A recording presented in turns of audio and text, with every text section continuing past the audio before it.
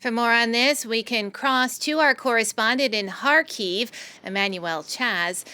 Emmanuelle, what more can you tell us about these overnight attacks by Russia, and are the bombings still going on? They are ongoing against the capital indeed as we speak. If the general air red alert has been lifted in some of the Ukrainian regions, including here in Kharkiv where I am, drones in particular are still crashing into residential buildings in Kyiv as we speak. The latest being announced against a 7-story building. This is Vitaly Klitschko, the mayor of Kyiv, who just said it. So far, there's at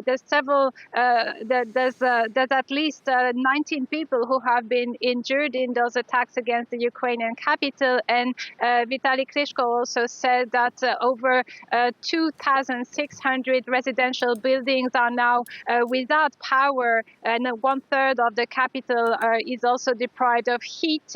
As you can also see here, we are living the coldest month here of the Ukrainian winter, and those strikes show no sign of decreasing in intensity. Yesterday, the head of Ukrenergo, the state provider of energy, had warned that such a large-scale attack was imminent against the energy infrastructure across the country. This time, the capital is particularly targeted, but all over the country, we have millions of people, millions of civilians who are deprived of electricity following previous strikes as well. And from the ground, as we've heard in the report, it's quite difficult from the population to grasp any sense of Russia wanting to gear towards peace.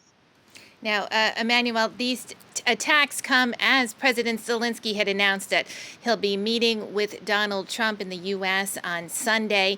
Is Moscow trying to send a message here?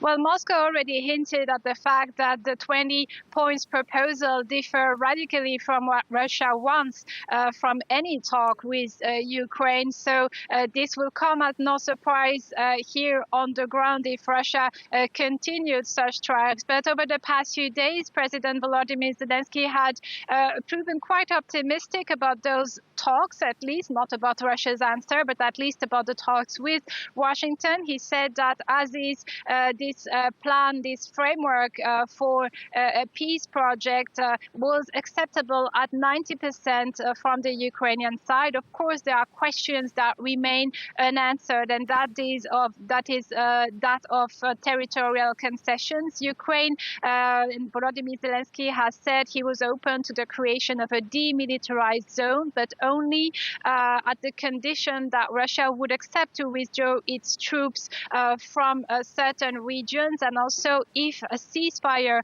was decided along the current front line. So that would mean the current front line would be frozen. This is not something that Russia has accepted so far. Volodymyr Zelensky has also said that he was open to hold a referendum to ask Ukrainians what they thought about this plan, but he would only do so if Russia accepted to a 60-day ceasefire, and this doesn't seem to be the case so far.